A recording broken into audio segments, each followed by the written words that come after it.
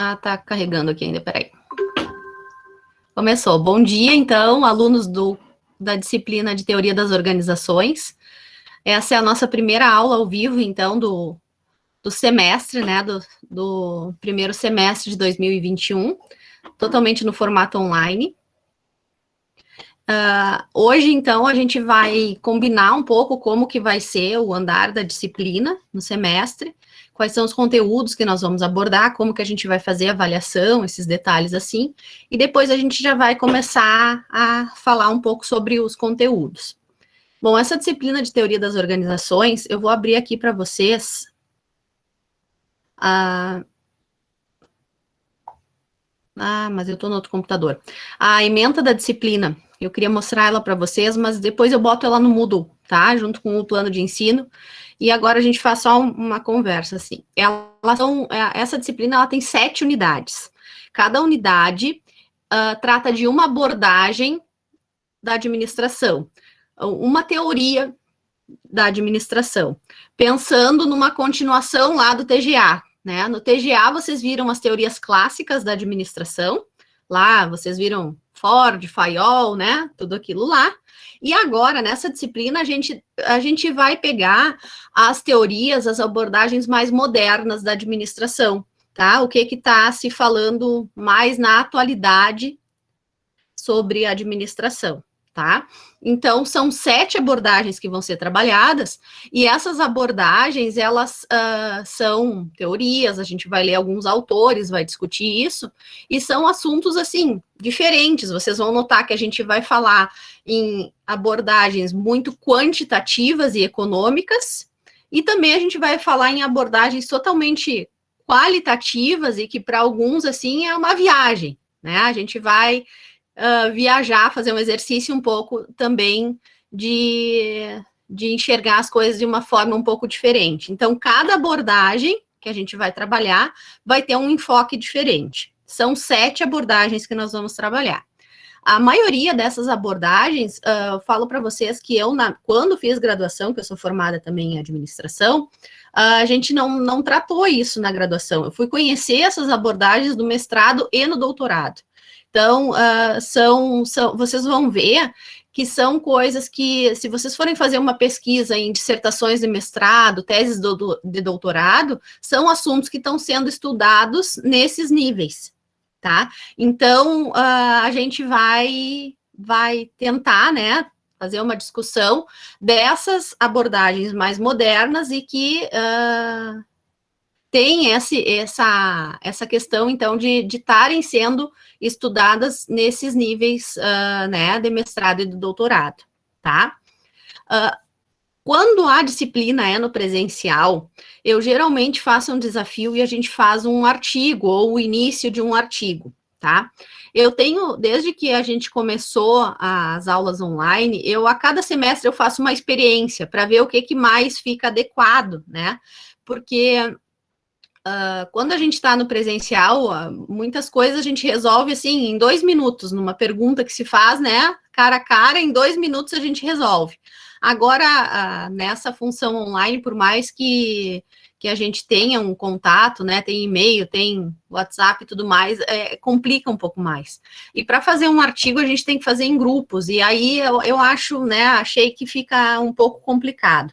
Mas, de qualquer forma, eu deixo o convite para vocês que eu tenho um projeto de pesquisa. Se vocês quiserem participar e fazer algum trabalho relacionado a essas teorias que a gente vai trabalhar, ou até a outra teoria, né, vocês podem contar comigo, conversar comigo, e a gente pode fazer isso igual, tá? Mas a avaliação da disciplina eu vou fazer de uma forma diferente esse semestre, tá? Vai ser assim, ó, são 7 unidades, a cada unidade a gente vai ter uma atividade, um trabalho para fazer, tá? Baseado nos textos que a gente vai utilizar nessas abordagens, e aí vocês vão ter algum tipo de atividade, vão ser atividades variadas, tá? Não vai ser todos os trabalhos assim no mesmo formato. Cada trabalho, então, vai valer ponto para fechar a nota final da disciplina, tá? São 7.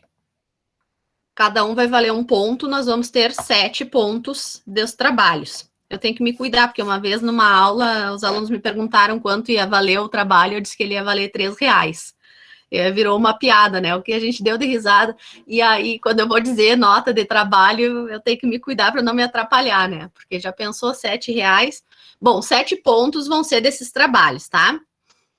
Depois sobram 3 pontos. E esses 3 pontos, a ideia é que a gente escolha uma dessas abordagens e faça um resumo para a JAI. Tá? Alguém aqui já participou da JAI? A JAI é a Jornada Acadêmica Integrada. É um evento que a UFSM oferece todos os semestres, tá? Onde a gente trata de apresentação de trabalhos de iniciação científica. Toda a universidade participa e ela é um evento aberto também para fora, tá? Pessoas de outras universidades participam também. Quando ela era no formato presencial, né? Então é uma semana, cada dia da semana é uma área. Então tem o dia lá que é das sociais aplicadas, que é o dia da administração, e aí tem as apresentações dos trabalhos. Depois tem uma premiação, os melhores trabalhos que são apresentados também recebem uma premiação, e o aluno que manda um resumo, e que esse resumo é aprovado, ele recebe um certificado de participação, né, de aprovação do trabalho, e também depois de apresentação desse trabalho. Como está acontecendo no formato online, o evento continua sendo de uma semana, com um dia específico de cada área, só que aí ele é tudo online, né? Tudo pelo computador, mas continua tendo a apresentação, certificados e tudo mais. Quem participa da JAI recebe esses certificados, que é uma coisa importante para o currículo de vocês e que vale também como as CGs, aquelas horas complementares que vocês precisam ter na graduação, né? Vai contando também como publicação de trabalho e também como participação de eventos. Então, é uma coisa importante, né, para vocês, também para o currículo, né, para a graduação de vocês, tá? Então, aí, os outros 3 pontos que faltam, vocês vão em grupos fazer um resumo para a JAI, tá? Com o tempo, agora, nas próximas aulas, eu vou mostrando para vocês qual é o formato desse resumo. É um resumo mesmo, é uma página só, então não é um trabalho muito extenso, tá? E eu vou ajudando vocês a fazer esse resumo também, tá? Deixa eu ver o que mais eu queria dizer para vocês. Bom, lá no Moodle, vocês viram que eu já coloquei aquele vídeo de apresentação e coloquei também lá o meu e-mail e o meu número de telefone. Aquele número de telefone é meu WhatsApp, então se vocês quiserem falar comigo, vocês podem me chamar por ali, não tem problema nenhum, tá? Eu sou uma pessoa bem acessível, eu acho que principalmente por a gente estar nesse momento que a gente não tem contato presencial, o WhatsApp ajuda muito, né? Então, a hora que vocês quiserem, vocês podem me chamar, tá? Às vezes eu não consigo responder na hora, principalmente porque pandemia com criança em casa não é fácil, a gente, né, se desdobra. Então, eu tenho uma menina de 10 anos, como eu comentei com vocês, e eu tenho um menino de 2 anos. Então, vocês imaginam que esse guri, com 2 anos, está naquela fase bem boa, né? Ele anda aprontando, não tem um dia que ele não apronta uma, né? Ele tá impossível. E aí, às vezes, a coisa atrapalha um pouco, né? Eu acabo tendo que me desdobrar um pouco, mas estamos aí sobrevivendo a isso tudo. O que mais eu queria dizer para vocês da disciplina? Bom, outra questão da disciplina, né? São 7 unidades. A gente, no semestre, tem 15 semanas, né? Para fechar a carga horária. E são 7 unidades. A gente, então, vai fazer da seguinte forma, a gente não vai ter aula presencial, obviamente não, né, aula síncrona todas as semanas, tá? A gente vai ter, no decorrer do semestre, pelo menos 7 aulas síncronas, então, uma de cada unidade, tá? Conforme o plano de ensino que eu vou colocar para vocês no Moodle depois, tá? Então, a gente geralmente vai ter uma aula síncrona, uma semana sim, uma semana não. Na semana que não tem aula síncrona, vocês têm atividades para fazer, porque essa disciplina, como ela é teorias, né, ela acaba tendo muita leitura, tá? Vocês vão ler bastante nessa disciplina. Então, uma semana a gente tem aula, a gente conversa sobre a teoria, faz esse bate-papo, na outra semana vocês vão ter coisas para ler e a atividade para fazer, mais ou menos nessa rotina, tá? As nossas aulas síncronas, eu pretendo fazer uma duração de 1 hora e meia, tá? Porque fica muito cansativo, né? Eu não fico a manhã inteira, a gente faz uma conversa e vocês vão complementar esse tempo com as leituras, e aí depois, na próxima aula, vocês podem trazer dúvidas, ou vocês podem trazer as dúvidas também pelo WhatsApp ou pelo e-mail, tá? Que aí a gente vai conversando dessa forma, tá?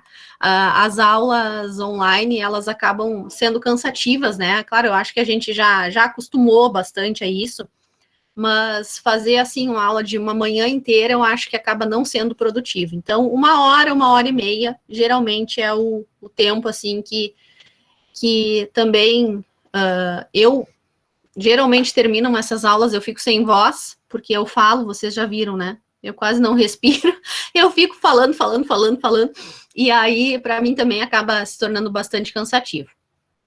Mas vamos lá.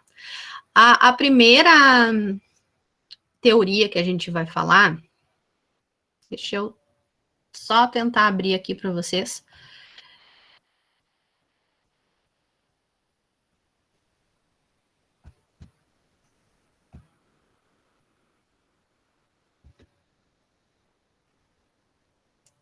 Vocês estão enxergando a página do Moodle aí, da disciplina de teoria das organizações? Alguém me dá um ok em voz para eu... Sim, prof. Tá. Eu tô com outro computador aqui, porque com essa função, né, de pandemia, cada um tem que ter um computador e cada um tá num lugar trabalhando. Eu acabei que tenho dado aula com o computador do meu marido e aí acaba que fica tudo diferente. Os meus arquivos também estão no meu computador e acaba que a gente... Um computador fica diferente, a gente já estranha, né? Bom,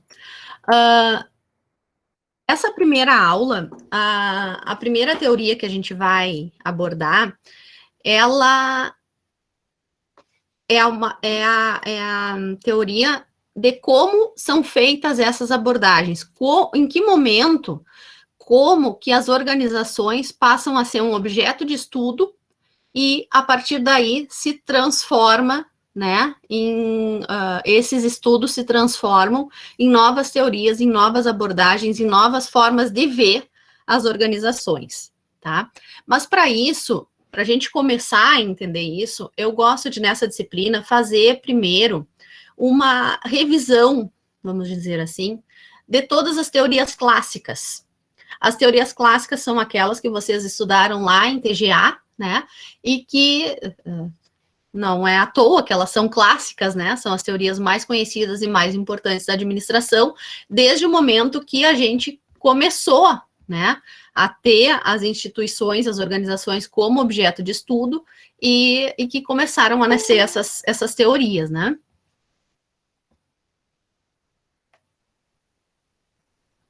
Então, eu coloquei vocês ali na página do Moodle um texto que chama Revisitando TGA, tá? São 8 páginas, essas 8 páginas é um resumão, assim, bem resumão de todas essas teorias, tá? Então, a ideia primeira de hoje é a gente fazer essa conversa, tá? Resgatando um pouco dessas teorias que vocês viram lá. Vocês fizeram, a maioria de vocês fez TGA com a professora Ana, né?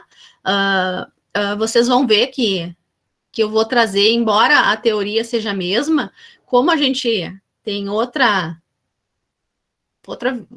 cada pessoa tem uma visão diferente das coisas, né? Vocês vão ver que talvez eu traga uma visão, eu faça mais ênfase em alguma coisa que talvez a professora Ana não tenha trazido, né? Então, é bom fazer esse tipo de revisão quando é com um professor diferente, principalmente em função disso.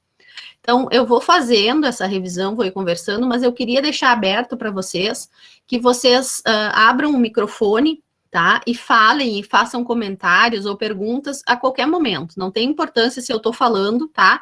Como eu estou com a outra página aberta para acompanhar, eu não estou enxergando vocês, tá? Então, não adianta vocês escreverem ali no chatzinho ali, né? Que querem fazer uma pergunta. Abram o microfone e falam, como se a gente estivesse na aula presencial, tá? Para que vocês, nesse sentido, vocês também me ajudam quando vocês fazem uma pergunta ou um comentário, que aí eu paro um pouco de falar e respiro, né? Senão eu fico falando que nem um papagaio. Prof, tá? Oi. Ainda não tenho acesso ao Moodle por causa da questão da matrícula. Você consegue me mandar? Daí pode ser até pelo WhatsApp, ou Tá, pelo e-mail, bem tranquilo. pode ser. Eu fiz a atualização do Moodle ontem ainda, mas talvez ainda não estejam todos. É hoje a matrícula. Ah, tá bom, então. Se tu quiser, tu tem o meu WhatsApp, Marielle? Tenho sim. Então me manda um WhatsApp que aí eu já te respondo, tá? Tá bom. Obrigada.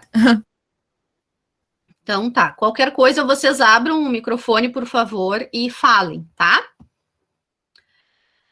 Bom, a administração, ela é uma área de estudo, uma teoria bastante jovem, se a gente for comparar com outras áreas, né?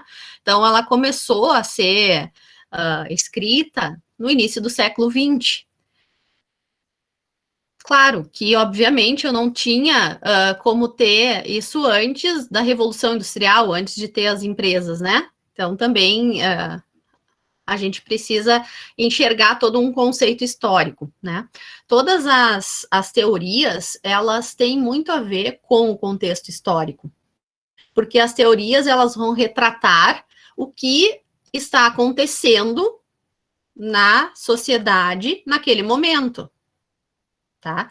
Então, vejam que quando a gente fala nessas teorias da administração, todas elas têm um contexto histórico. Naquele momento aconteciam as coisas desta forma, então as teorias vêm, né, para tentar explicar como as coisas acontecem. Nós temos uma divisão de áreas nas ciências, né? Então, tem a área lá da matemática, né, as áreas, biologia e assim por diante, e uma das áreas que existem são as sociais aplicadas. Dentro dessa área das sociais aplicadas que está a administração, tá? Então, a gente recebe uma crítica na nossa área, inclusive, de que o que a gente tem na nossa área não são teorias. Por que isso? Porque, a princípio, uma teoria tem que ser uma coisa que possa ser replicada. Se a gente vai pensar nas áreas das agrárias, lá na agronomia, por exemplo, o pessoal faz um estudo lá e tem uma teoria lá, uma questão de que tem que usar a ureia para plantar alguma coisa. Eles conseguem fazer uma experiência e repetir ela, né? Eles fazem lá, em 1 hectare, eles botam um pouco mais de ureia, no outro um pouco menos, comparam. No ano que vem, eles podem fazer de novo, tá? Então, eu posso repetir isso e comprovar essa teoria ou não. Quando a gente fala das ciências sociais aplicadas, já não dá. Porque eu não consigo repetir um ato, um acontecimento histórico. E as pessoas, se eu digo para vocês assim, ó, agora nós vamos fazer uma experiência, pronto, já mudou o nosso comportamento também. Então, nas ciências sociais aplicadas, não é possível replicar, né? Eu não consigo dizer para vocês agora assim, vamos fazer de novo a Revolução Industrial. Não dá, né? Não vai, não tem como. Então, existe essa crítica de que na nossa área nós não temos teorias. Algumas pessoas dizem isso, mas na verdade nós temos teoria sim, né? Só que as nossas teorias acabam tendo um formato um pouco diferente do que nas outras áreas, tá? Então, quando a gente tem lá na disciplina de TGA aquelas teorias clássicas da administração, elas são sim teorias, mas as nossas teorias, nas sociais aplicadas, então, elas acabam tendo um formato um pouquinho diferente, né? E todas as nossas teorias, dentro das sociais aplicadas, principalmente, elas estão dentro de um contexto social e histórico. Não tem como a gente separar, né? Elas são coisas que têm a ver com o que está acontecendo no mundo naquele momento em que a teoria é criada, tá? Então, nós temos uma ciência, né, trazendo a administração como uma ciência bastante jovem, comparando com a maioria das outras ciências, então ela iniciou lá no início do século XX, tá? A primeira fase, então, é aquela da ênfase nas tarefas, a administração científica, que tem lá os tempos e movimentos, lembram daquilo tudo, né? Tem até aquele filme do Charlie Chaplin que vocês devem ter visto, né? Que é fantástico. Na fábrica lá, né? Todos os tempos. Então, hoje, para nós, aquilo pode parecer até uma coisa idiota, né? Para que fazer isso? Mas, gente, vamos pensar essa teoria, essa abordagem lá dentro daquele contexto histórico, né? Iniciando as fábricas, as pessoas não estavam acostumadas com aquele contexto também de trabalhar em fábrica, né? Como era uma realidade, como é que era a realidade daquelas pessoas naquele momento, né? Como era o trabalho naquele momento. Até naquele filme do Charlie Chaplin tem uma cena que eu acho muito interessante, que eles inventaram uma máquina para dar comida para os funcionários. Vocês lembram disso? Que aí tinha uns pratos e umas colheres, assim, e aquilo ia girando, assim, botava os funcionários, cada um num lugar, e eles tinham só que abrir a boca e mastigar para ser mais rápido, para eles poderem voltar mais rápido para a linha de produção. E aí é engraçado, claro, o filme todo é engraçado, né? Mas aquela parte é engraçada, porque aí óbvio que o negócio não dá certo, aí o dono da fábrica, não, isso eu não vou comprar, né? Mas a visão do homem naquele momento era essa, né? Ele tinha que produzir, tá? Era isso. O homem tinha que produzir, o homem não pensava, o homem era necessário para a produção, porque as máquinas não eram automatizadas o suficiente para fazer sozinhas, né? Essa era a visão que se tinha naquele momento. Hoje, a gente pensa de uma forma diferente, até certo ponto, né? Até certo ponto. Porque, assim, ó, embora essas teorias elas tenham aparecido num contexto histórico muito diferente, e a gente teve muitas evoluções, muitas mudanças na sociedade como um todo nesse período, essas teorias, elas não estão fora da realidade atual também. Ou vocês acham que não existe ainda conceitos da administração científica nas empresas? O que vocês acham? Isso é uma coisa que está ultrapassada, não se usa mais, não existe mais? Sendo lá a primeira, lá, há mais tempo atrás? O que vocês acham? Alguém me traz um comentário. Existe ainda coisas da administração científica, lá dos tempos e movimentos, dessa primeira teoria da administração dentro das empresas? O que vocês acham? Me ajudem, gente. Eu creio que sim, mas não exatamente dessa forma que, assim, desse quadro que nos foi pintado, como você entrando, picando o cartão, fazendo e saindo. Mas ainda tem essa questão da necessidade da mão de obra, porque esse período realmente, apesar de ter começado uma mecanização, mas a mão de obra ainda era muito necessária. Uhum. Então, dependendo da atividade, a mão de obra braçal ainda há uma necessidade, mas também precisa a questão da especialização, você saber o que você está fazendo. Porque se você fizer algo errado no seu perímetro, então isso vai comprometer toda a produção, o que era diferente naquela época que vinha a questão da alienação do trabalho. Eu não sei o que eu estou fazendo, assim, o contexto como um todo, eu só estou aqui apertando um parafuso. Então, hoje em dia, tem uma necessidade de você conhecer pelo menos a sua célula de trabalho, ou você conhecer a produção e ter aquela visão que o que você faz parte, você é uma abelhinha na colmeia, mas a necessidade sim da mão de obra e também essa questão do você buscar a eficiência, tanto nos tempos, movimentos, o que você faz e a questão de economia de recursos. Certo, é bem por aí mesmo, principalmente dependendo do setor econômico em que atua a empresa, né? Se a gente for ver dentro de um setor industrial, realmente acontece, as coisas ainda se evoluíam muito, né? Obviamente que o conceito, né, de entendimento, bem interessante isso que tu falou, de entender, né, o contexto, né, não ser alienado. Principalmente essa mudança é bem interessante, bem importante, mas ainda acontece. A gente vai fazer uma visita numa empresa, né, do ramo industrial. Pode falar, Chayane. Eu concordo com a Adriele também e acredito que hoje muitos princípios fundamentais da administração científica as empresas aplicam e até na nossa formação a gente estuda, por exemplo, planejamento, controle, execução, né, que foram princípios que surgiram com a administração científica. e que a gente tem na nossa formação e aplica nas empresas, né? Isso, aham. E se a gente vai fazer uma visita a uma empresa do ramo industrial, a gente vai ver, né, essa separação do trabalho, né, muito bem separadinho, né, até onde eu faço, né, não é um trabalhador que vai fazer todo um trator, por exemplo, né.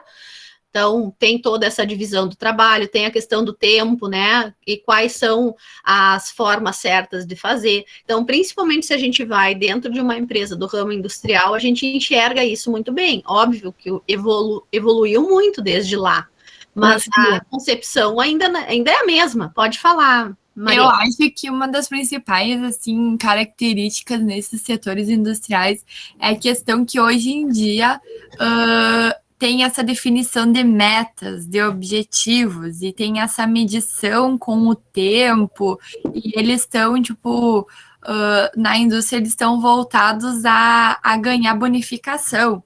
Então, enquanto menos, por um lado, a indústria está preocupada com a produtividade, por outro lado, os funcionários estão prestes a fazer o que eles podem, até em menos pessoas e menos tempo, né, para aumentar a participação. Eu acho que isso é uma das características hoje na indústria.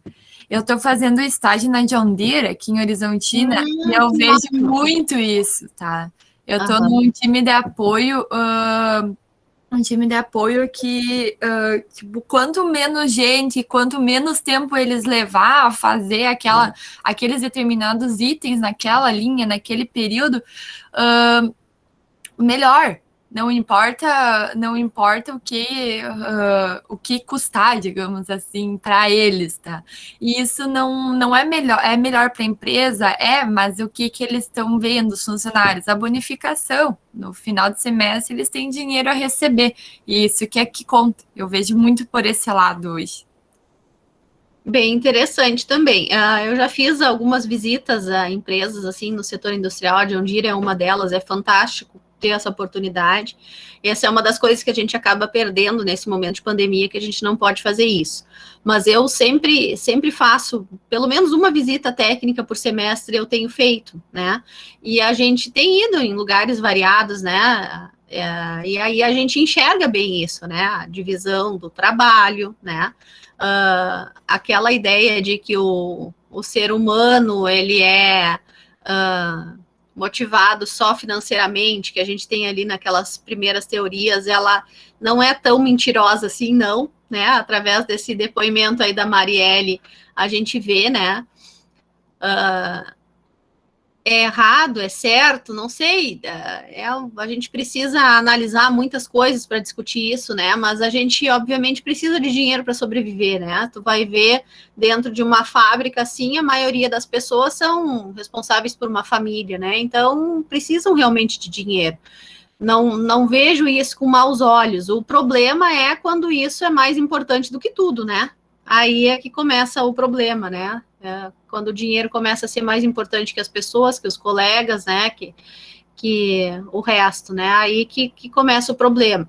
Mas isso é uma questão humana, né, de todos nós, em todos os setores. Acho que a gente está vivendo nessa pandemia um momento bastante difícil, que a gente está tendo que aprender muita coisa, e essa é uma das coisas que eu acho que a gente vai ter que, como humanidade, ainda evoluir muito, né, mas a passos lentos também a gente vai indo. Mas Prof, pode falar. Eu não sei se você chegou a ver ali que eu mandei no chat também, que você estava comentando sobre a teoria dos tempos, né? Que era aquela história lá do Chaplin. O que eu comentei ali, que eu entendo que a gente ainda se aproveita da mesma lógica daquela teoria, vou chamar de teoria, né? O que a gente aproveita hoje da mesma teoria no cotidiano das nossas empresas hoje é que o objetivo ainda é ser rápido, otimizando o tempo, e o objetivo ainda é aumentar a produtividade. Então, por mais que a gente tenha mudado a forma como a gente está fazendo isso, a forma como a gente está procurando meios de otimizar a produção, o objetivo final continua sendo o mesmo, né? É isso aí mesmo, Mantra. Então, o que eu queria dizer para vocês é que nessa discussão é o seguinte, que as teorias, embora essa tenha sido a primeira teoria, né, da administração científica, lá em 1800 e pouco, né? Isso não quer dizer que ela ainda não seja atual e não esteja sendo utilizado dentro das empresas. Obviamente que a gente evoluiu, né? A coisa não é mais, a fábrica não é tão igual àquela época lá do filme, né? Do Charles Chaplin, em 1800, né? As fábricas evoluíram, tudo evoluiu, mas alguns conceitos dali ainda são utilizados, tá? Então, uma teoria antiga não quer dizer que ela ainda não seja utilizada, não seja atual, não seja importante, tá? Então, essas teorias novas que a gente vai começar a discutir a partir principalmente da nossa próxima aula síncrona, elas não excluem essas teorias anteriores, né? Porque dentro das ciências sociais aplicadas, como a gente tem esse contexto histórico, a gente tem uma evolução.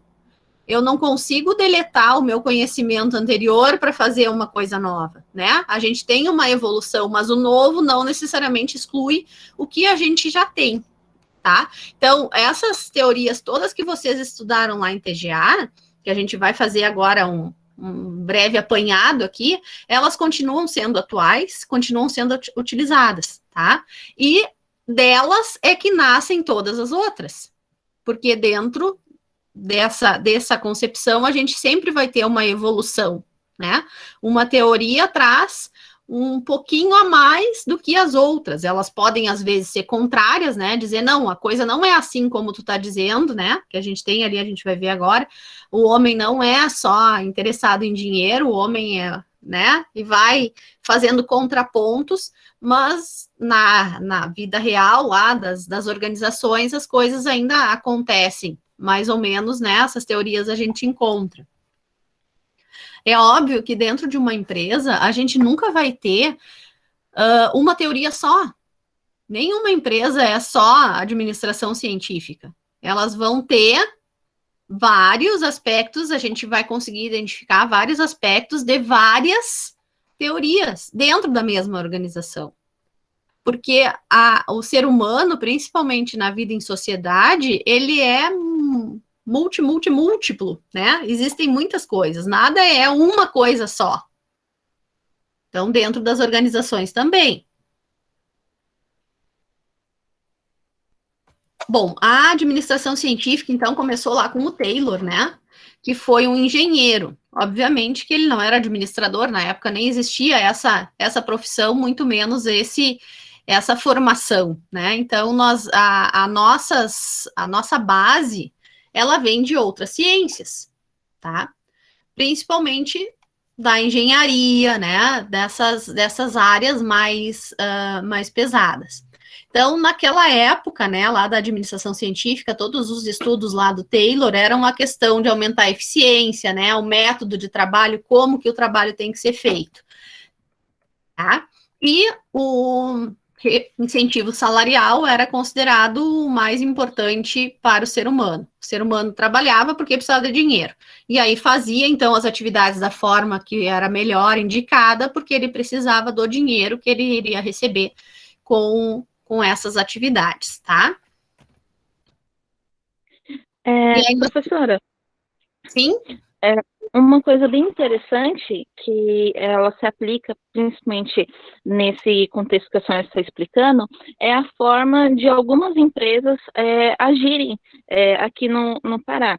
Tem uma grande mineradora, então, assim, a cidade, ela é conhecida mundialmente como a capital do minério. Então, aqui sai a extração de ferro, níquel e vários outros materiais que serão exportados para a China ou para o exterior, que depois serão produzidos equipamentos que a gente vai importar. Então, a gente manda para lá a matéria bruta e a gente acaba comprando o produto. Então, assim, aqui, quando teve a questão do lockdown, que foi decretado a pandemia, então o que eles fizeram? A cidade praticamente inteira parou, no entanto, o serviço de mineração, ela não parou. Então, sim, teve fechamento de órgãos públicos, foi suspenso todas as atividades não essenciais, só que as empresas fecharam, só que todas que eram ligadas à mineração, elas não encerraram. Por quê?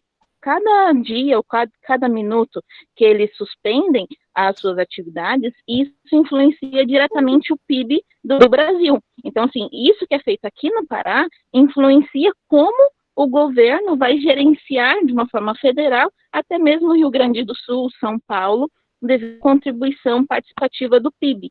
Então, tem a questão da remuneração, que é a PL, que as empresas, tanto da mineradora como também das terceirizadas, que quanto mais você produz, quanto mais você trabalha, você tem a participação de lucros da empresa. Então, isso diretamente a gente percebe pela questão do incentivo monetário, aí vem daquela questão dos homos econômicos, homos sociais, mas aí vem a outra parte das teorias que se aplicam, vem a questão humanística, porque apesar de ser uma empresa, de ser um setor totalmente voltada a lucros, movimentos, seja questão monetária, mas eles tentam humanizar todo o seu processo. Então, tem a questão de envolver você e a sua família, ter aquele retorno à sociedade, mostrar uma atitude mais social, mais responsável ecologicamente. Então, a gente começa a perceber que mesmo numa empresa que ela é diretamente ligada a uma teoria, assim, que a gente consegue identificar uma teoria, a gente consegue também identificar outros aspectos teóricos nessa mesma empresa. Então, assim, elas não entram necessariamente em conflito, porque eu preciso produzir, e se eu não produzo, então todos serão afetados diretamente. Mas eu não posso visar somente na produção, porque aí vem a outra questão, que nem todos elas são incentivados apenas pelos homos econômicos. Então, tem que vir a questão social, a questão humanística dela. Então, isso é bem interessante, porque elas conseguem você consegue interagir entre elas, mas aí vem uma que é totalmente primeira fase, aí vem uma outra que também é uma terceirizada, mas ela vai já tentando amenizar os efeitos daquela empresa anterior. Então, isso é bem interessante, e tudo consegue conviver em harmonia. Coisa boa essa possibilidade de ter um aluno, né, de longe, né, para nos mostrar uma realidade de Brasil totalmente diferente. Enquanto a Jaylee falava, me surgiu assim uma ideia, não sei o que vocês acham. Vamos ver quantos alunos a gente tem nessa disciplina também que são de fora, mas a gente podia pedir para a Jaylee fazer para uma próxima aula, não precisa ser na próxima, numa próxima aula, que ela prepare uma apresentação, algumas fotos, uma conversa, alguma coisa rápida, 5 minutos, para nos mostrar um pouco da cidade dela, lá da realidade, algumas coisas nesse sentido, e que a gente também prepare alguma coisa para ela, para mostrar para ela, que ela conheça aqui a universidade, que ela conheça a Palmeira das Missões, um pouquinho do Rio Grande do Sul, das nossas coisas. O que vocês acham dessa ideia? Tu poderia fazer isso, Jaylee, para um próximo encontro? Sim, tranquilamente. Acho que seria bem interessante, né? Acho que seria bem interessante a gente fazer uma troca de experiência, assim, nesse sentido, conhecer um pouquinho, né? Mesmo que de forma virtual, acho que já seria interessante. Vamos amadurecer essa ideia e combinar uma data para isso. E vocês também, né, nós aqui de Palmeira, vamos começar também a pensar, organizar algumas coisas para a gente mostrar para ela também, né, o que a gente tem aqui, como que a gente vive aqui nesse frio aqui, cheio de casaco e louca de frio. Eu acho, sim, né, a gente não tem uma teoria só dentro de uma empresa, né, a gente vai ter várias coisas acontecendo ao mesmo tempo e elas não são contraditórias, né? Isso faz parte do dia a dia, né? Do agir da empresa. Então, em alguns momentos a gente enxerga claramente a teoria científica, né? Ali dos tempos e movimentos e aquilo tudo. Em outros momentos a gente enxerga outras coisas, né? Então, isso vai fazer parte da realidade. E, principalmente, depende também do setor de atuação dessa empresa, né? Então, se a gente pega uma empresa de serviços ou alguma coisa mais moderna lá, né, que trabalha com tecnologia, aí a gente já tem uma realidade diferente do que se a gente pegar uma empresa, uma indústria, né, de metal mecânica, por exemplo, tratores lá, né, que a Marielle falou, acaba sendo diferente. Então, tudo isso também vai influenciar, né.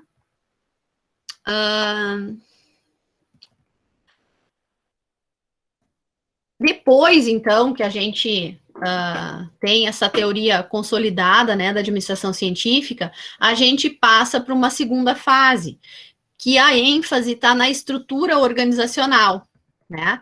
E aí, então, a gente tem o Fayol, o Weber e a estrutura, a teoria estruturalista, né?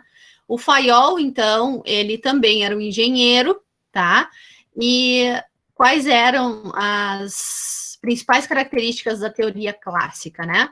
Aí nós temos as funções administrativas, acho que foi a Mantra que falou um pouco sobre isso, né? Ou foi a... Agora não me lembro, alguém fez algum comentário trazendo essa questão há pouco, né? Então, nós temos as funções administrativas, e isso tudo são coisas que são ainda, né, as empresas não são divididas de uma forma tão diferente do que isso, que foi lá também em 1800 e pouco, né? Então, tem a função técnica, função comercial, função financeira, função de segurança, função contábil, função administrativa, né? Aí tem os elementos da administração, que vocês estudaram também lá na TGA, né? Previsão, organização, comando, coordenação, controle, né? A função administrativa era a privativa da alta cúpula lá dos CEOs da empresa, também acaba que ainda é dessa forma, né? E aí depois tem os níveis organizacionais, isso tudo a gente estudou lá e são coisas que ainda são vistas nas empresas, né? Tem os princípios básicos da administração, e aí são 14, né? Desde divisão do trabalho até questão, né, hierarquia, iniciativa, espírito de equipe, tudo isso faz parte da teoria clássica ali da parte do Fayol, né? Depois a gente tem a teoria da burocracia. A burocracia, a gente acaba trazendo, assim, uma visão bastante negativa dessa palavra, né? Se eu falo em burocracia, a gente já, né? Mas a burocracia não é totalmente ruim, assim, né? Através disso que a gente começa a ter uma forma de controle de organização, né?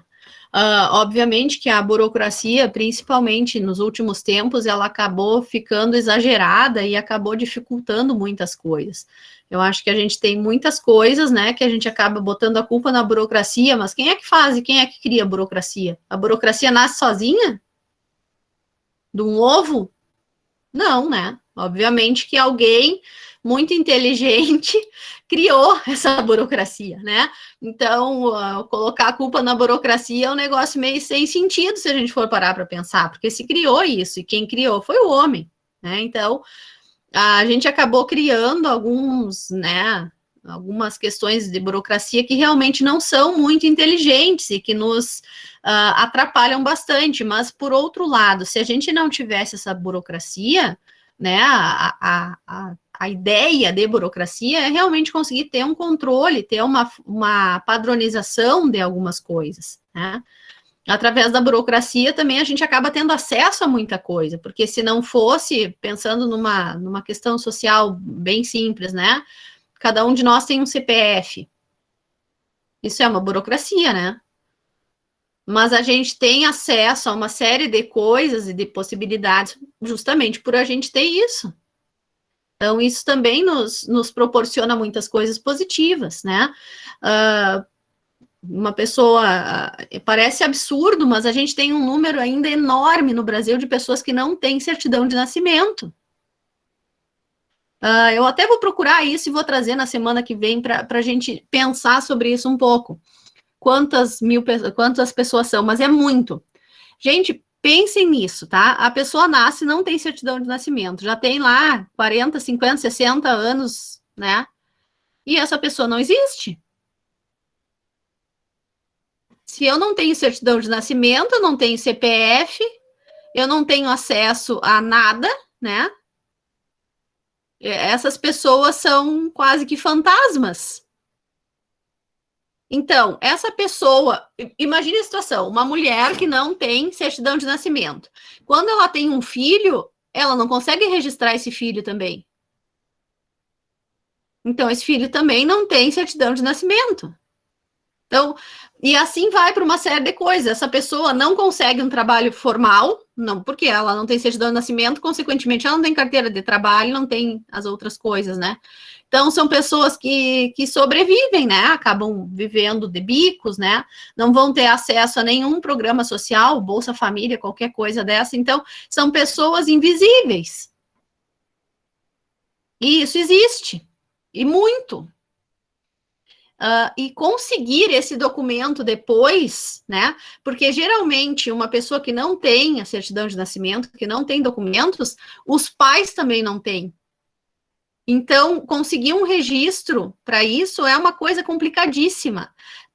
Eu vi uma vez uma reportagem, eu não sei aonde que foi, que eu fiquei muito impressionada com isso tudo, porque a gente, né, para nós que eu digo, nós alunos que estamos aqui nessa sala, nessa turma aqui, para nós isso é uma coisa muito simples e muito óbvia, né? No momento que a gente nasceu, a gente já tem isso, né? A gente não passa pela nossa cabeça uma situação dessas. Mas o que acontece? Aí tinha uma mulher que não tinha documentos, ela já estava há quase 20 anos tentando e não conseguia, e aí agora ela tinha tido um filho e também não conseguia registrar a criança. Então, são coisas assim que a burocracia também acaba, às vezes, né, sendo exagerada. E olha aqui, o que a Chayane colocou? Mais de 3 milhões de pessoas não têm certidão de nascimento. 3 milhões. Fala, Daniel. Tem um programa da Record, aquele Câmera Record. Se você entrar no YouTube, vai aparecer as reportagens. Esses tempos até apareceu no meu Face, não sei o que eu tava olhando, que daí surgiu a matéria ali, eu fiquei olhando. Uma mulher nova também, que já tinha 2 filhos e não tinha certidão e nem os filhos tinham. Então, gente, isso é um negócio, assim, a gente ainda tem que evoluir tanto como humanidade, porque são realidades que algumas pessoas vivem e que a burocracia acaba não ajudando também. Claro que isso é, como disse ali o Matheus, é uma disfunção da burocracia. Tá? Ótimo isso que tu trouxe, Matheus.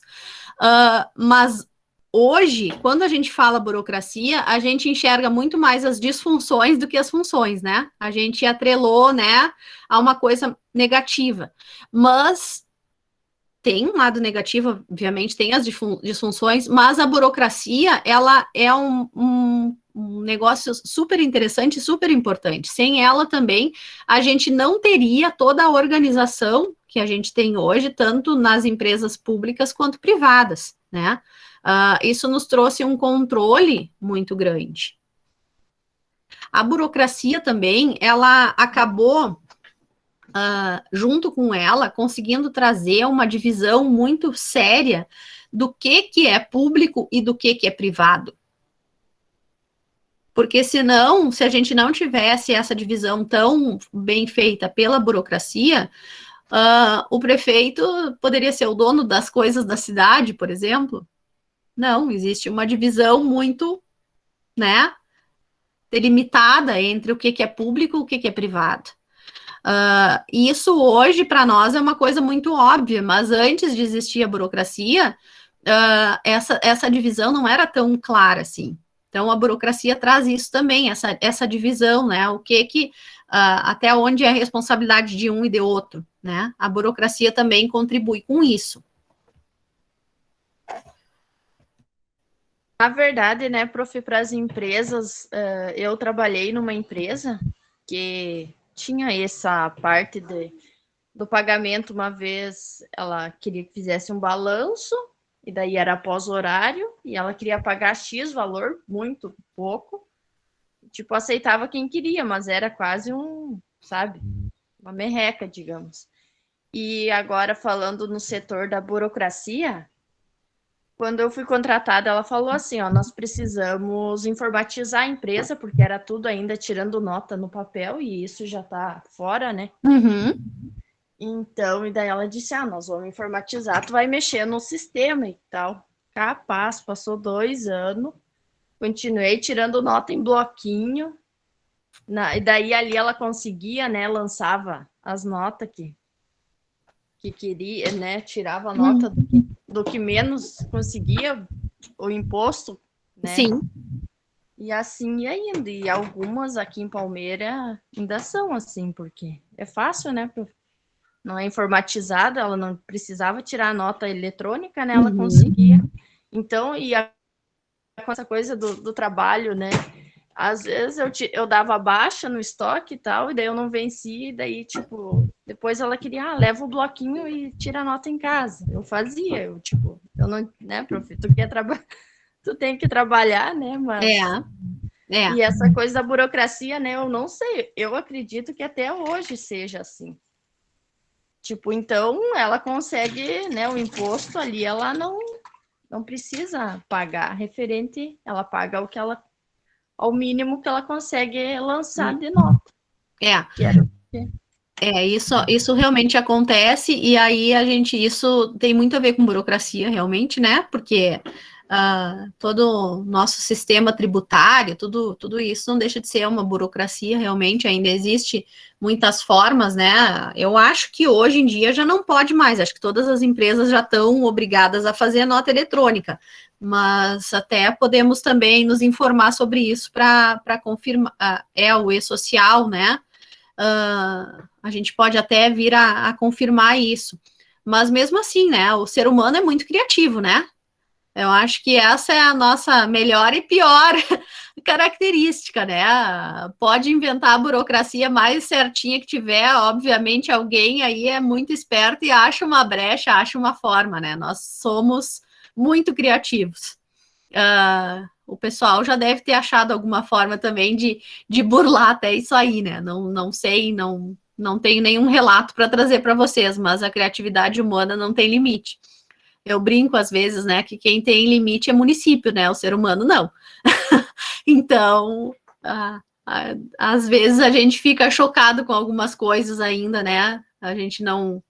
Coisas acontecem que a gente nem imagina, né? Deixa eu ver aqui o que mais...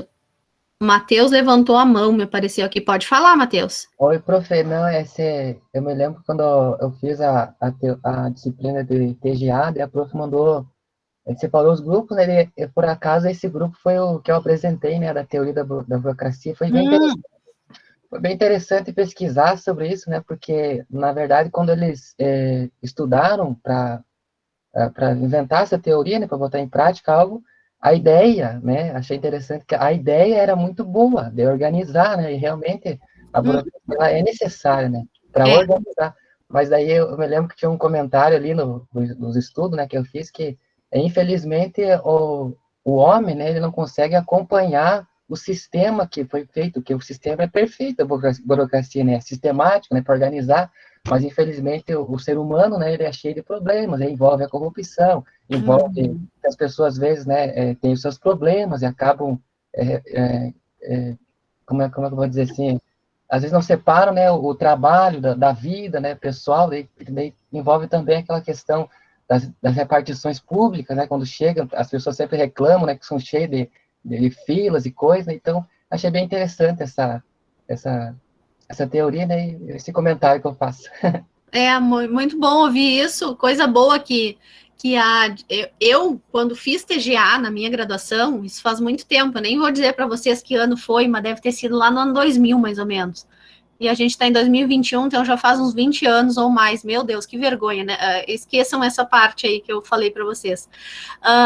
Eu achei a disciplina, assim, fantástica. Eu achei aquilo tudo tão maravilhoso. Não sei explicar para vocês o que tanto me apaixonou naquilo tudo, mas acho que eu gostei de entender essas coisas, né? E gosto de ler essa disciplina, então, de teoria das organizações, que ela vem a complementar toda a TGA. Eu acho ela maravilhosa. A gente vai ler textos ali.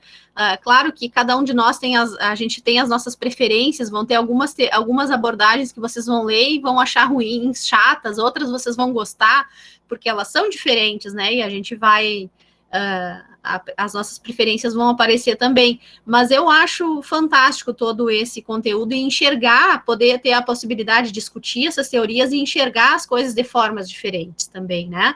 Então, tudo tem um lado bom, tudo tem um lado ruim, tem a questão do ser humano dentro de tudo isso, né? De que nós não somos perfeitos, que nós somos oportunistas, né? E tantas outras coisas, né? A gente pode fazer muitas relações também com o tempo que a gente está vivendo hoje, né? De pandemia, de tantas coisas que a gente está aprendendo. A burocracia, por exemplo, nesse momento que a gente está vivendo, né?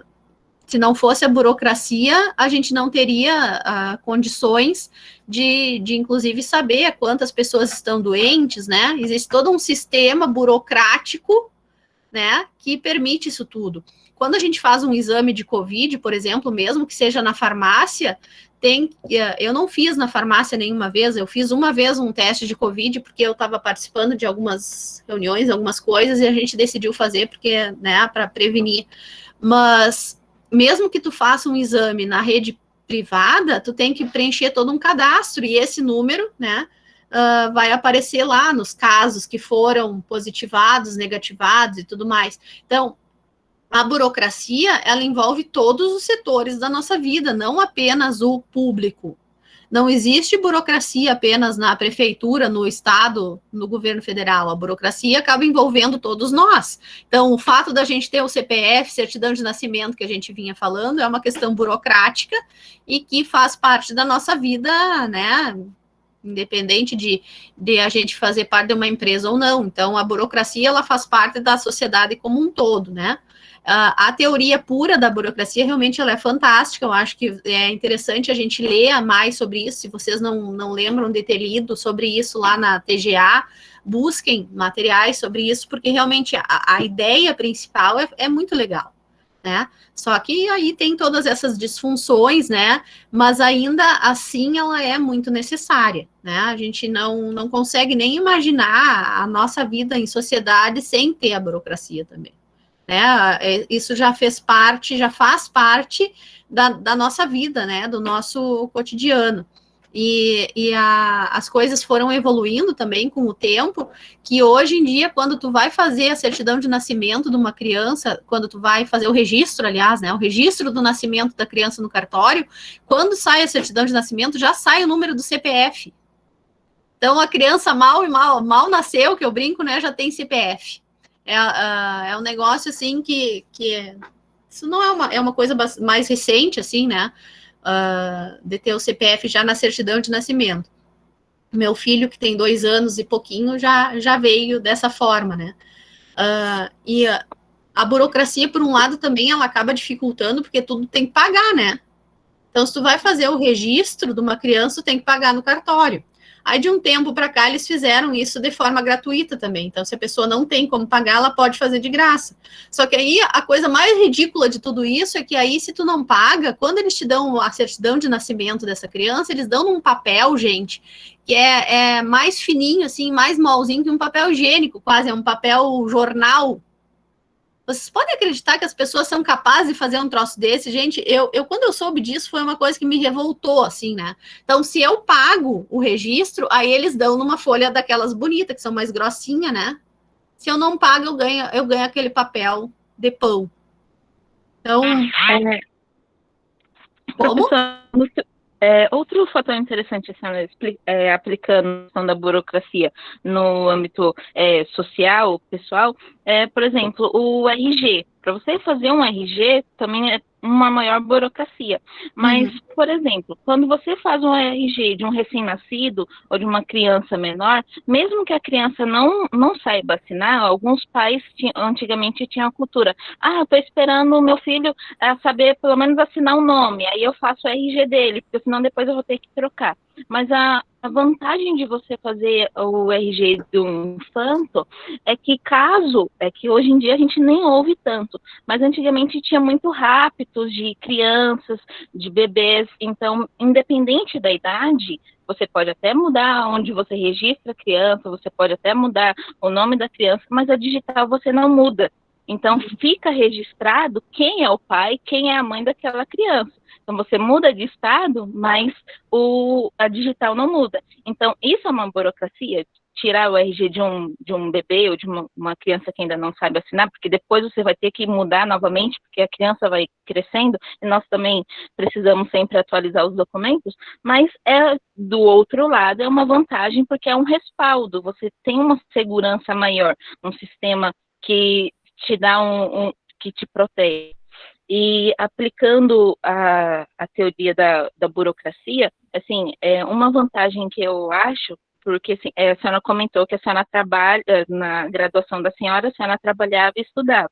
Eu trabalho e estudo. Então, como o curso é noturno, então a gente trabalha o dia inteiro e ainda tinha que correr para a faculdade para poder ir para as aulas presenciais. Então, para a aula remota, acabou ajudando, porque não tem tanto desgaste em se deslocar. Mas a vantagem apesar desse desgaste, mas a vantagem é que você já consegue aplicar no próprio trabalho o que você vai aprendendo. Então, você não precisa terminar o curso para começar a ver se aquilo ali dá certo. Então, assim, graças a Deus, eu sou bem abençoada com o meu diretor, com o meu chefe, que ele é bem aberto. Ele falou assim, o que você for aprendendo, você já pode colocar em prática, porque é bom para mim, que é como se já fosse um estágio durante a graduação, e é bom para ele, que a empresa dele vai evoluindo. Então, teve um período que o chefe de manutenção, ele precisou se ausentar por uma questão de saúde, e aí o diretor falou assim, você vai ficar responsável pela parte dele. Eu falei assim, tá bom, então além da minha, eu ainda era responsável por um novo setor. Aí tinha a questão da limpeza, questão do material, compra, aquisição de produtos. Eu falei assim, tá, aí eu fui nas pessoas que trabalhavam com ele e perguntei, o que é que vocês precisam? Aí fez aquela lista, eu falei assim, tá, e eu vou ter que comprar isso daqui a quanto tempo? Aí eles falaram assim, eu não sei. Aí eu perguntei, eu entrei em contato com o chefe, né, com o responsável do setor, e ele falou assim, eu compro, aí quando eu estiver acabando eu vou comprando de novo. Eu falei, mas assim fica difícil, tanto para mim, porque é um sistema novo, tanto também para a gestão da empresa. Então foi criado planilhas, eu criei planilhas que aí as pessoas só marcavam um xizinho, então já tinha como fazer uma base do que tinha sido comprado, quanto tempo durava, também tinha como evitar que fosse desperdiçado o material, porque assim, se em um mês vocês usaram tanto material, por que em uma semana já foi a metade de um mês? Então, isso evita gargalos no próprio sistema produtivo, e também ajuda a questão de auditorias, ajuda também a questão de prestação de contas. Então, algumas burocracias são necessárias. Aí, quando o responsável do setor voltou, ele falou assim, ele me imprime para mim aquela planilha que você criou, que eu vi que elas se adaptaram bem. Então, também teve a questão da mudança, toda a burocracia, quando é implantada, também tem que ter uma mudança organizacional, uma mudança social, sempre tem alguma resistência, então você tem que mostrar, falar, isso funciona, porque já foi testado e também a gente está testando e está dando resultado, mas a gente vai ter que mudar, porque antigamente a gente fazia no papel e hoje a gente vai fazer no computador. Ou antigamente a gente assinava e agora vai ser só na biometria. Então, sempre tem uma resistência organizacional, mas tem a questão da cultura que pode ser mudada. E esse momento de pandemia, a gente foi forçado a mudar muitas coisas, né? E aí a gente vê algumas burocracias realmente são muito importantes, outras também acabam dificultando muito tudo, né? Então, tem os dois lados, tem a disfunção, mas a burocracia, ela é realmente importante e vital, né, para a existência das empresas. E é uma coisa atual, muito atual. O que eu acho que a gente tem que evoluir nesse sentido da burocracia é realmente de torná-la mais eficiente, né? De que a gente, com todos os sistemas de informação que a gente tem, né, e que cada vez são mais modernos, que a gente possa ter isso de forma mais eficiente. Por exemplo, eu tenho um processo na justiça do inventário do meu pai. Meu pai faleceu há 10 anos já e nunca conseguiu se resolver isso. E agora, fazem já mais de 2 anos que está tudo parado, porque o processo, como ele é antigo, ele não é digitalizado. Então, ele é todo em papel. Então, aí, enquanto o fórum, as coisas não voltarem a funcionar normalmente, não se tem acesso a esse processo e o processo não anda. Então, os processos que são de forma digital andam, esse não. Então, mais ainda se prolonga, né? E então, vejam o quanto, muitas vezes, é uma burocracia, também, né? Mas daqui a pouco, todas essas possibilidades, né, de tecnologia que a gente tem hoje, vêm a nos ajudar. E a gente precisa evoluir, eu acho, mais ainda, né, nesse sentido. Então, tem muita coisa ainda para evoluir, muita coisa já mudou, já evoluiu, né? Mas ainda tem muita coisa que precisa ser melhorada. Mas vamos lá mais um pouquinho. Depois da burocracia, aí vem a terceira fase, onde a gente passa a ter uma ênfase no ser humano. É uma contrapartida, né? Uma visão de embate, né? Naquele sentido de dizer assim, o ser humano não é só motivado por dinheiro, ele tem outros aspectos que têm que ser levados em consideração pela administração. E aí a gente tem a escola das relações humanas e a teoria comportamental.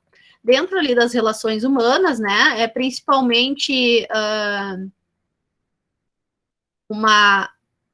aquelas ideias lá do Elton Maio, lembram disso, de ter estudado isso lá na TGA?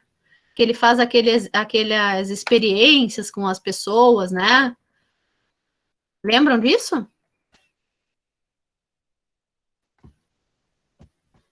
Faltaram essa aula? Acho que vocês faltaram essa aula. Ô, prof, essa aí não foi aquela do período da depressão lá nos Estados Unidos, da quebra da Bolsa de Valores, não foi? É na década de 30. Foi na época de 1929. Eu acho que eu lembro disso aí. E aí eles trazem uma ideia diferente, né, do homem social. Então eles querem dizer, né, principalmente nesse contraponto das outras teorias, no sentido de que o homem não é só motivado financeiramente, existem outros aspectos que envolvem, né, o homem e o trabalho e as organizações. Então tem essa questão da interação social, tem a questão individual do ser humano, né, não é só o dinheiro que motiva e que faz com que as pessoas trabalhem. Tá? Então, existe toda uma questão maior que é tratada nessas teorias, né?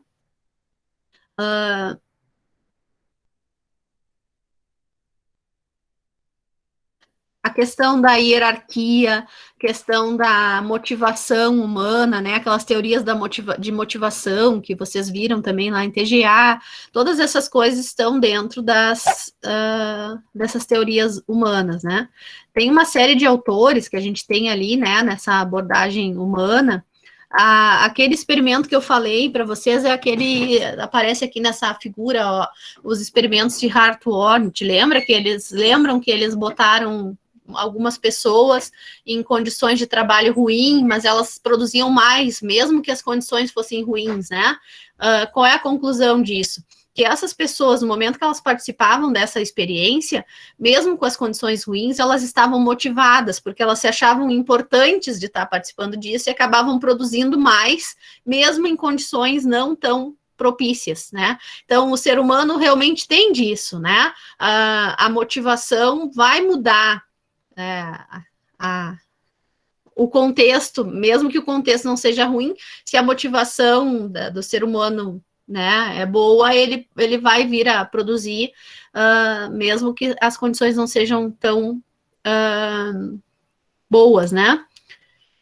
Então, aí ele vem com o homem social para substituir aquela ideia do homo econômico, né?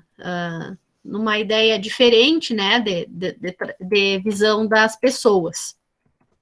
A teoria comportamental, então, também é chamada como escola do comportamento organizacional, já é bem mais recente, se a gente vai ver, né, começou lá em 1800 e pouco as primeiras teorias, essa já é de 1947.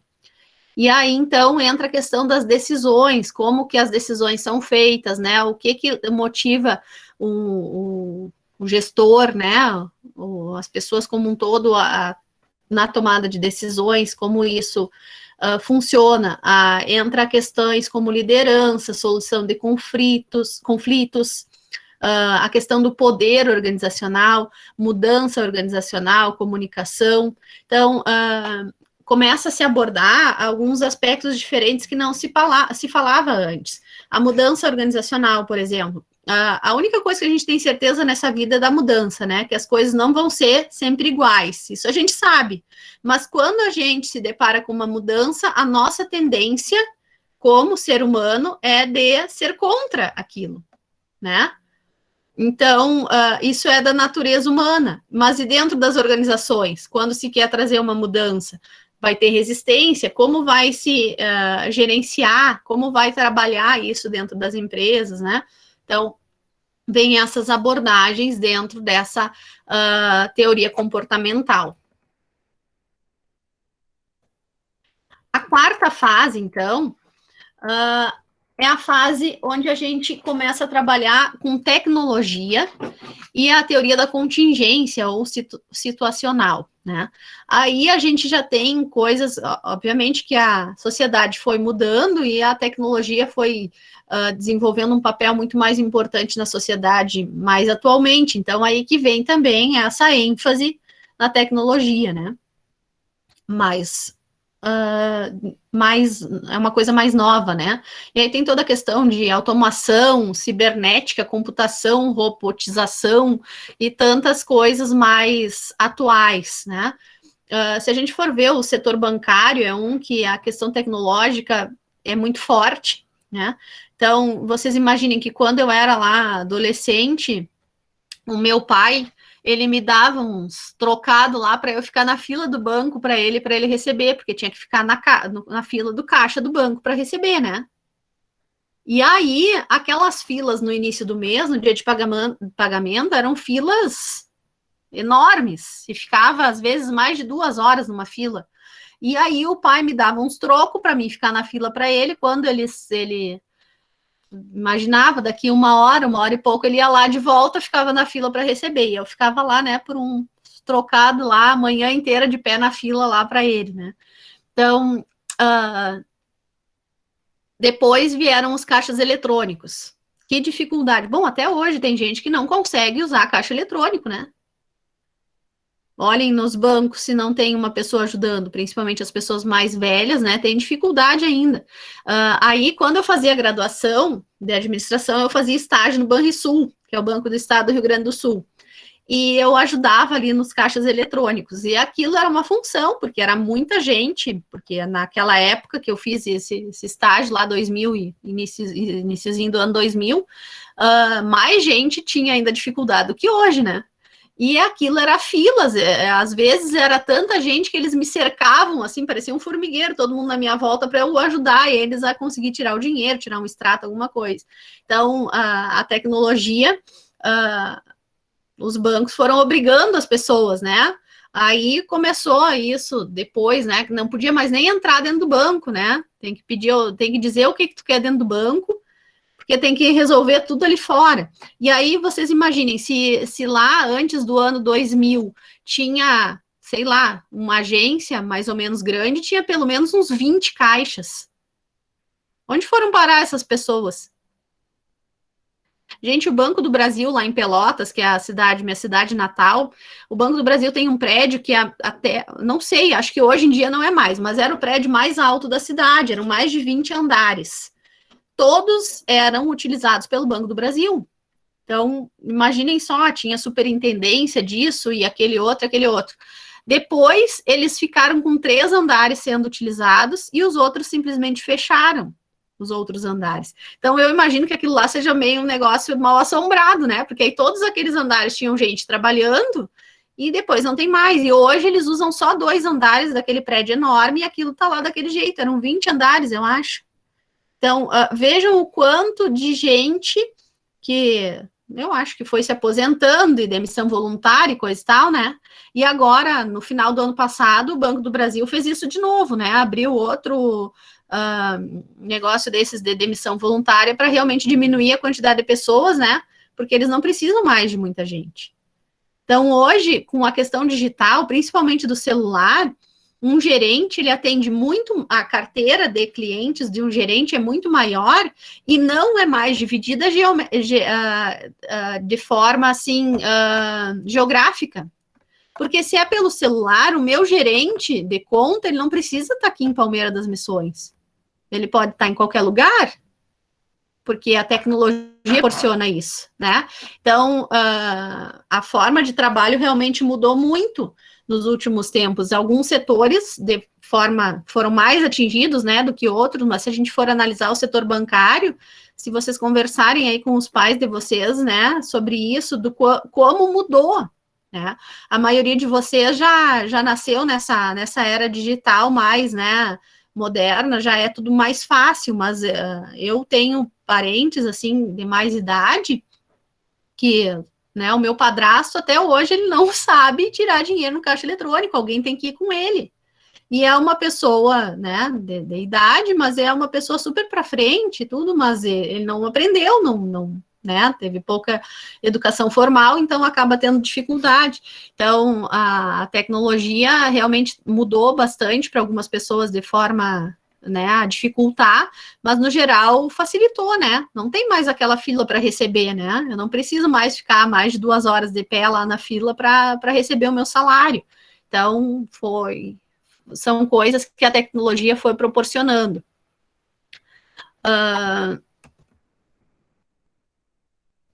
E aí, depois, nós temos, então, a última fase, que é a ênfase no ambiente.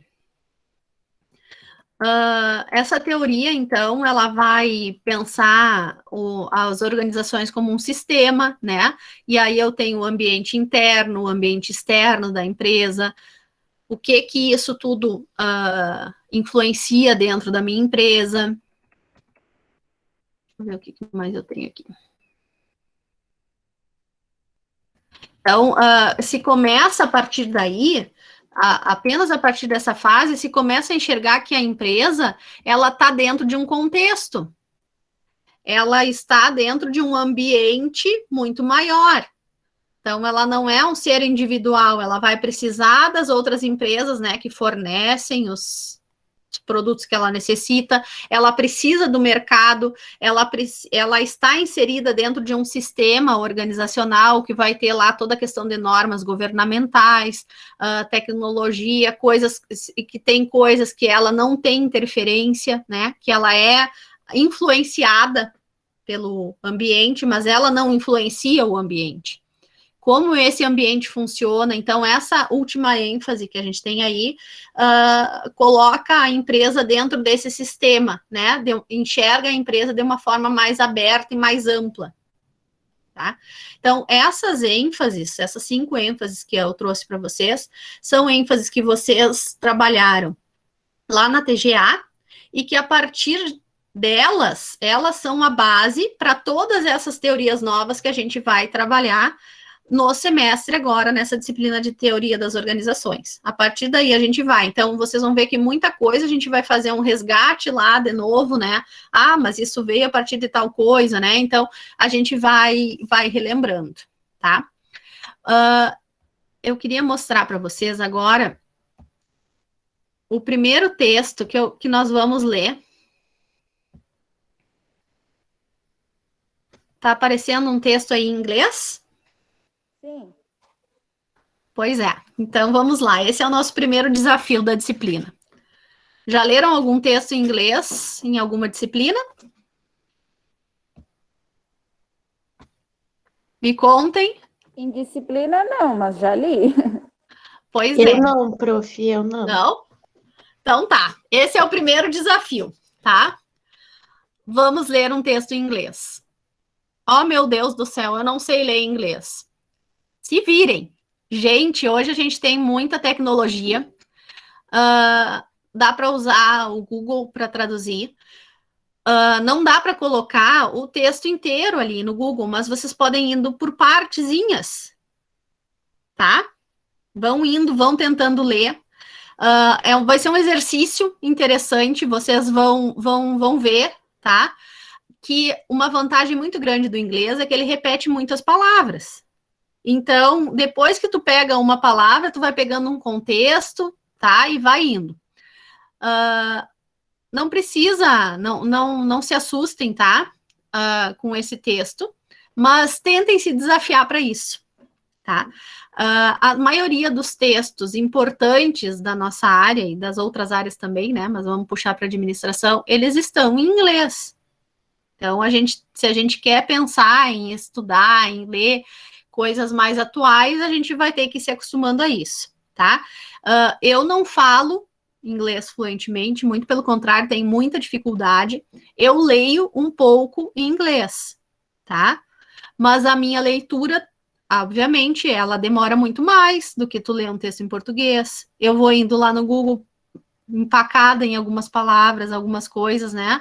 A gente tem dificuldade, mas aí vocês vão ver, o primeiro texto é mais difícil, o segundo vai facilitando, e a gente vai evoluindo nisso, tá? Esse texto, ele conta uma história fantástica. Através do testamento, depois que o Taylor morreu, foi feito um levantamento, porque, peraí, deixa eu voltar um pouco no tempo para a gente entender bem o que esse texto traz, tá? Antigamente, obviamente, não tinha e-mail, né? A comunicação era feita como? Por cartas, né? E era muito comum as pessoas trocarem cartas. Isso era uma coisa muito comum, tá? Então, outra coisa muito comum era no testamento, quando a pessoa morria, ela explicava e deixava algumas... o testamento, ele não servia só para a questão de bens, né? O testamento vinha junto com ele toda uma história, às vezes justificando algumas coisas, né?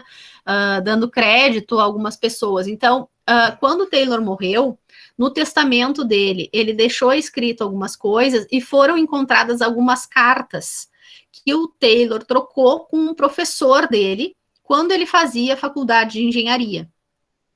E esse professor dele foi quem motivou ele, a partir das aulas desse professor, ele teve essa motivação para estudar e para criar a teoria toda e a questão dos tempos e movimentos.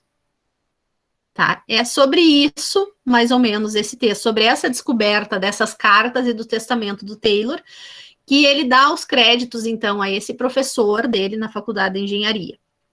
Eu conheci esse texto no doutorado, quando eu fiz doutorado em administração na UFSM, e eu fiquei muito apaixonada por esse texto. Achei um negócio fantástico, porque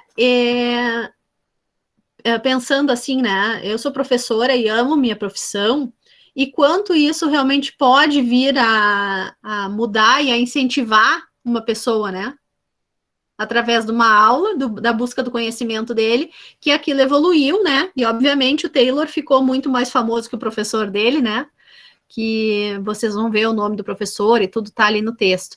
Então, fazendo um breve resumão, assim, do que é esse texto em inglês, é essa história, né, da onde que surgiu toda essa teoria do Taylor, que é o cara mais importante, né, das nossas teorias da administração, tá?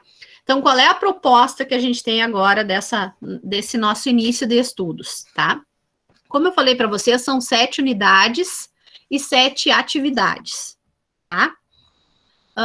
Essa primeira atividade não vai ser uma atividade que vai valer nota ainda, tá? Porque vocês vão ler o texto em inglês, eu acho que é um desafio já bastante grande, eu não vou cobrar a nota de vocês para isso. Mas eu vou botar um fórum ali no Moodle, que inclusive já está ali, e a ideia é que vocês façam um comentário ali no fórum, tá? Dizendo o que vocês acharam do texto, né? Já está ali um comentário sobre isso, que vocês façam esse exercício, tá?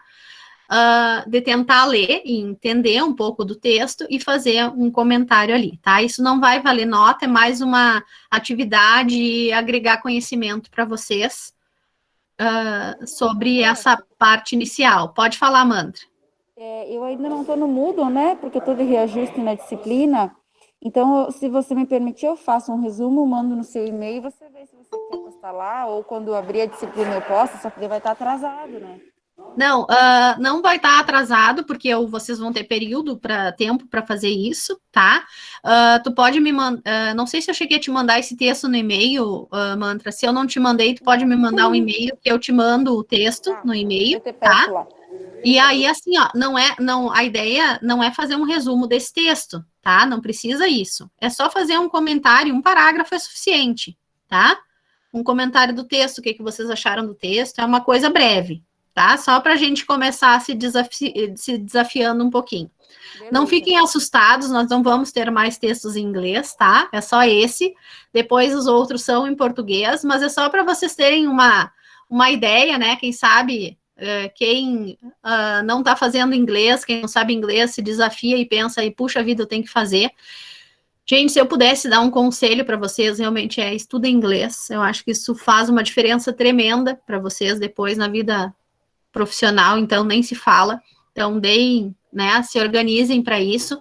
Eu sei que a gente precisa de tempo e de dinheiro, mas quando a gente prioriza uma coisa na vida da gente, a gente consegue, tá? Então, desculpas, é óbvio que a gente tem, né? Eu tenho também várias, mas eu sempre conto a história de um aluno nosso, daqui da administração, o Christian. Se Deus quiser, a gente vai ter a oportunidade de conversar com ele e vocês conhecerem ele. É um guri fantástico, tá? Na época de graduação, ele era nosso aluno, não tinha ainda a casa do estudante, essas coisas, toda essa estrutura que a gente tem, né? Então, ele veio para cá, de outra cidade, uma família super simples, então ele não tinha muito recurso. Para vocês terem uma ideia, ele trabalhava num restaurante de Medina, nosso restaurante ali de comida chinesa, japonesa, que eu nunca sei a diferença. Ele trabalhava ali como garçom de meio-dia para ganhar o almoço. Tá? Para vocês terem uma ideia de como ele se virava, porque o dinheiro que ele ganhava do pai e da mãe dele, ele pagava o curso de inglês. Acreditam num troço desse? Bom, o guri tá lá em Porto Alegre, o Christian, ele tá fazendo o 2º doutorado. Quando ele me contou isso, porque eu tenho contato com ele até hoje, porque eu acho fantástico toda a história dele, tudo, né, um guri fantástico. Quando ele me contou que ia fazer o 2º doutorado, eu disse, Christian, mas tu não tem outra coisa pra fazer nessa vida, pelo amor de Deus, né? O doutorado é muito puxado, é uma loucura, e o guri querer fazer 2 doutorados, para que isso, né? Então, para vocês terem uma ideia do que é, né? Ele estava com programação, nesse outro doutorado que ele terminou, ele estava com programação de fazer uma parte no exterior, mas aí veio a pandemia, eu acho que acabou prejudicando, então ele acabou não indo, né? Mas ele fala inglês super bem, mas toda a graduação dessa forma. Ele fazia inglês pagando, né? Tem outras possibilidades, até através da UFSM, talvez teríamos que nos informar, né? Essa questão online talvez tenha facilitado e tem alguns cursos aí que dá para se fazer. Mas acho bem interessante vocês pensarem nisso, tá? De tentar adicionar isso aí na lista de prioridade de vocês, tá? Eu vou colocar lá no Moodle também, então, o nosso plano de aula, plano de ensino, aliás, com as nossas aulas já pré-datadas, né, as nossas aulas síncronas ali para vocês se organizarem, tá? Essa aula gravada, depois eu boto disponível lá no Moodle também, então vocês podem rever alguma parte, alguma coisa que acharem importante, e até quem não conseguiu assistir hoje pode ver depois, tá? Não sei se vocês têm alguma dúvida agora, ou por enquanto... Fala, Daniela. As aulas online, que nem se eu não puder assistir alguma aula síncrona, considero a atividade que vai ser enviada igual? Isso. Eu não, como a gente está vivendo um momento tão diferente, né, tanta coisa acontecendo, eu não estou cobrando a presença na aula síncrona como presença, assim, tá? Vocês têm que fazer as atividades que são mandadas, obviamente, se vocês participam da aula, né, no momento da aula, para mim é muito melhor também, porque eu acabo tendo interação com vocês, né, a gente acaba conversando um pouco, mas às vezes não dá, né, então fica gravada e fica disponível lá quando não puder participar, mas quanto mais vocês participarem, melhor, né, para o andamento da disciplina. Eu entendo, é que eu sempre tô com meu assistente junto, que nem a prof tem um, eu tenho outro aqui, daí eu digo, eu tava escutando a aula o tempo inteiro, mas eu tava atendendo ele junto, e daí... Não é fácil, né, gente? Essas crianças aí nessa época de pandemia sofrem também, mas a gente tem que dar risada também, eles aprontam cada uma, né? A gente com criança pequena não é fácil. Eu entendo, tá, Daniela? Não tem problema se não der, né? Aí depois, num outro momento, tu assiste, tá? Até mais. Até.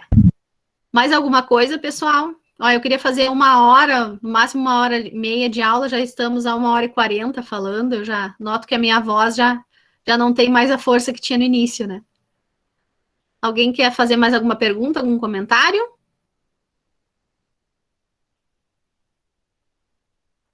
Pessoal, então, por hoje é isso. Se vocês ficarem com alguma dúvida, tá? Me chamem. Essa primeira atividade é relacionada a esse texto, então, e qualquer dúvida, estamos aí à disposição, tá? Até a próxima aula. Um beijão para vocês, se cuidem e qualquer coisa chamem, tá? Um abraço.